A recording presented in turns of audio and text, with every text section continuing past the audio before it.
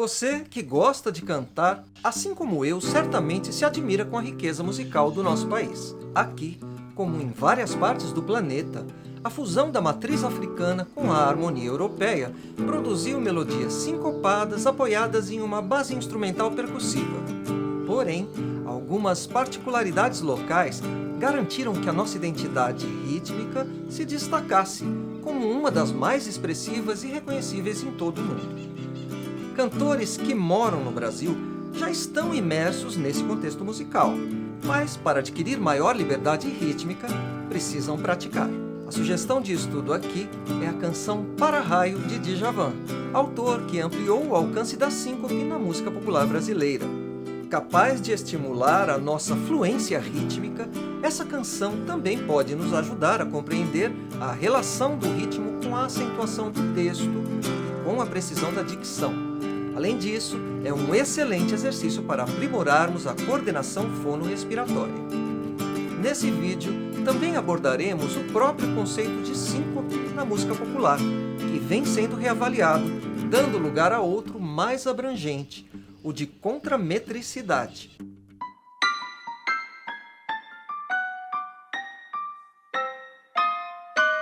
Descalço num pequeno espaço, deitado em quarto crescente, pálido, cálido, espírito ausente, calado de corpo fechado.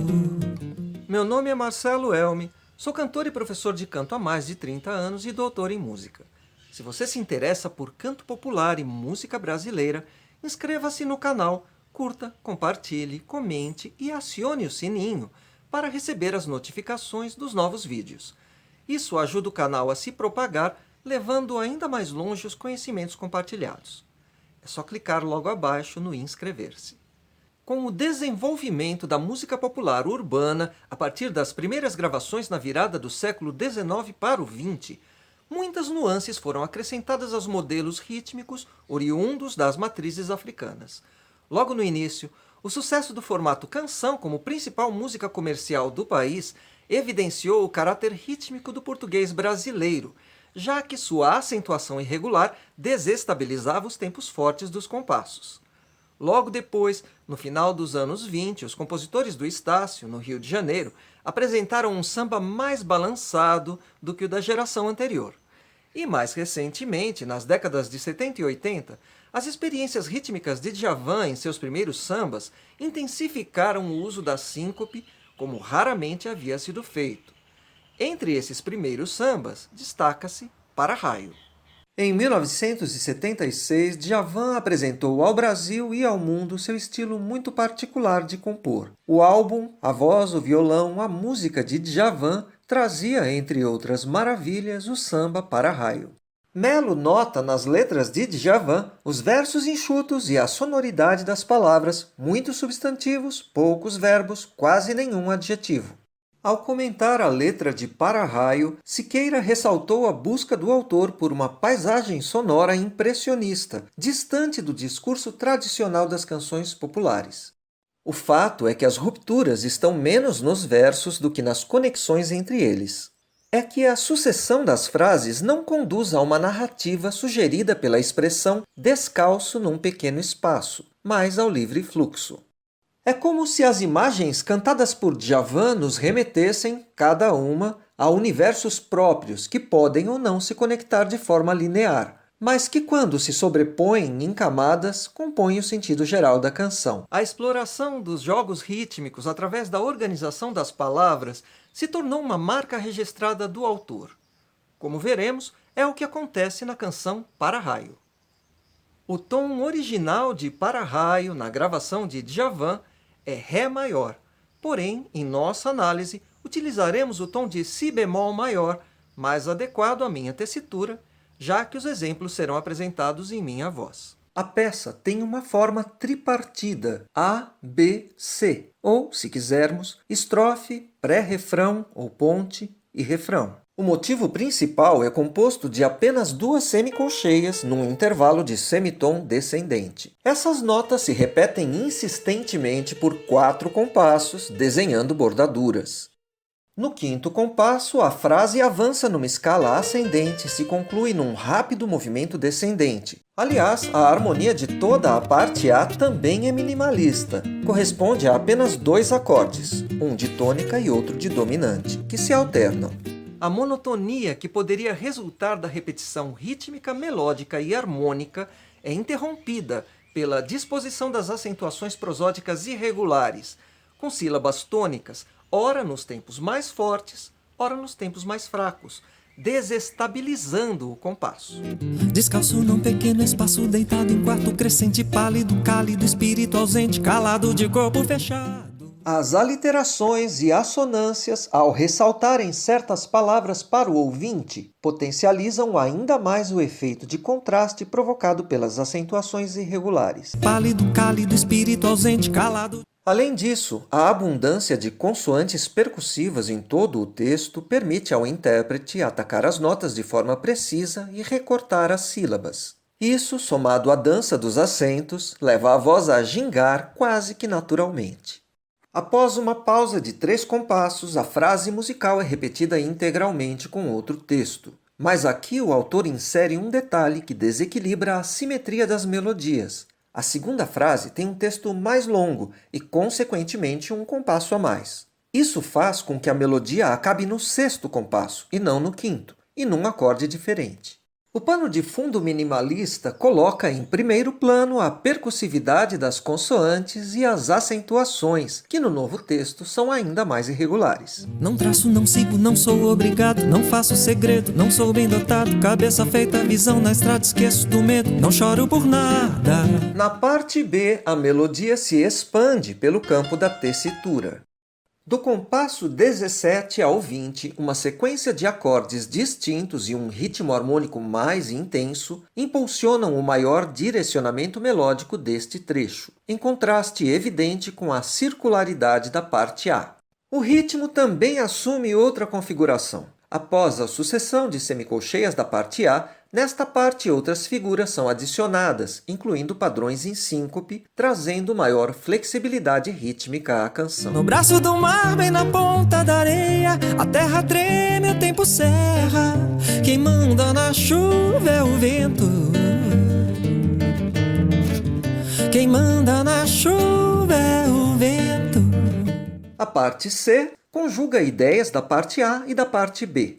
Entre os compassos 29 e 34, a sucessão de semicolcheias retorna, porém, desta vez, estão entrecortadas por pausas em pontos diferentes, o que faz com que as semifrases sejam atacadas em momentos inesperados. As melodias também saltam de forma imprevisível, orientadas pelo ritmo harmônico intenso de 2 acordes por compasso. Na gravação original de Djavan, inclusive, os próprios acordes deste trecho são atacados em tempos inusitados.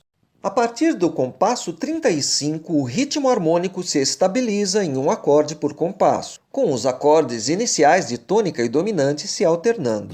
E para raio, catavento, e para raio, catavento, e para raio, e para o tempo, e para raio, catavento. E para raio, catavento, e para raio, catavento. Todos esses elementos, acentuação irregular, síncopes, ritmo harmônico inusitado, trazem para a canção um alto grau de contrametricidade. Vamos entender esse conceito.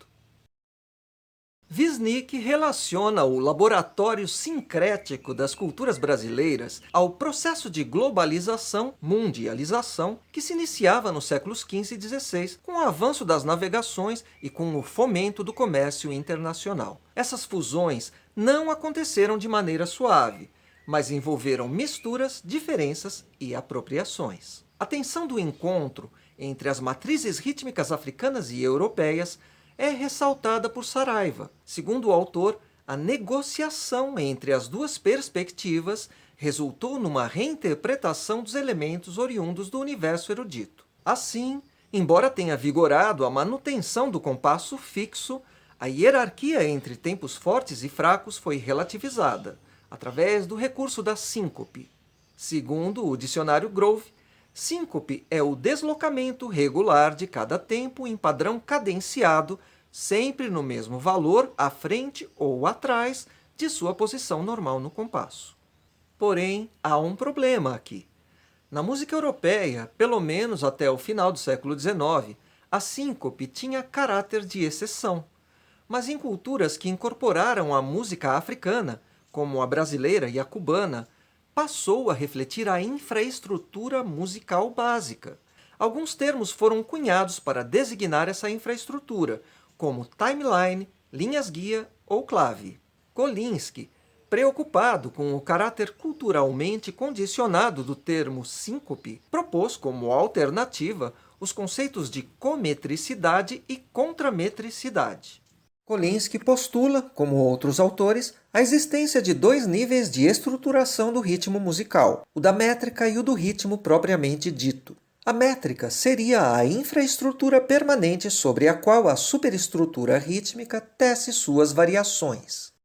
A metricidade de um ritmo seria, pois, a medida em que ele se aproxima ou se afasta da métrica subjacente.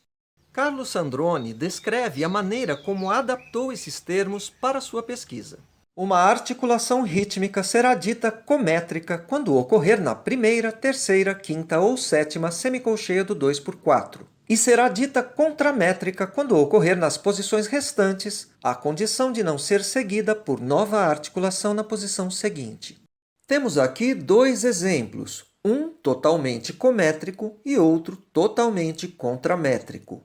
Porém, a posição das notas não é o único fator que determina a metricidade. A acentuação também interfere.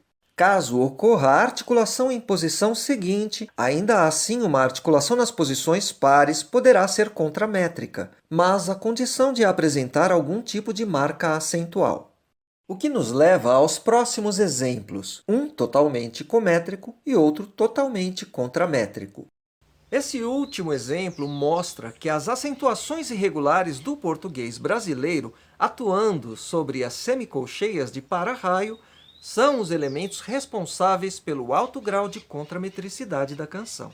O violonista Marco Pereira, em entrevista a Chico Saraiva, descreve a forma como os músicos populares que tiveram acesso ao estudo formal interpretam as sutilezas rítmicas da música brasileira. Na verdade, a gente lida com semicolcheias. Nosso compasso é de 2 tempos. São 8 semicolcheias. É só nisso que a gente tem que pensar. Dentro disso é que surgem os acentos que formam as síncopes. Se você mantém a precisão, você entende a síncope. Se você toca de uma maneira imprecisa, dessa maneira um pouco mais solta, que em geral o músico erudito aplica quando toca, você perde a noção da síncope. Só quando fica clara a pulsação, você entende a síncope. Então, especialmente quando se trata de ritmo, a precisão é muito importante. Para-raio é um excelente exercício de precisão rítmica. A canção exige, pelo menos na parte A, que se preserve o tempo original, o que pode ser alcançado se marcarmos as consoantes percussivas recortando as sílabas. As acentuações das sílabas tônicas, ora nos tempos fracos, ora nos tempos fortes, também podem ser enfatizadas através de dinâmicas variadas, trazendo ainda mais ginga para a canção. Ao preservarmos a divisão do tempo proposta pelo autor, teremos que sustentar frases relativamente longas, ou seja, a peça também é um excelente exercício de coordenação fonorrespiratória. Descalço num pequeno espaço, deitado em quarto crescente, pálido, cálido, espírito ausente, calado de corpo fechado. Não traço, não sigo, não sou obrigado, não faço segredo, não sou bem dotado, cabeça feita, visão na estrada, esqueço do medo, não choro por nada. Na parte B da canção, temos uma ampliação da tessitura e maior variabilidade rítmica. Se o intérprete quiser, esse é o momento certo para afrouxar o ritmo e se aproximar do fluxo da fala. Isso reforçará o contraste da parte B com as partes A e C, que, como vimos, já existe na canção. No braço do mar, bem na ponta da areia, a terra treme, o tempo serra. Quem manda na chuva é o vento. Quem manda na chuva é o vento.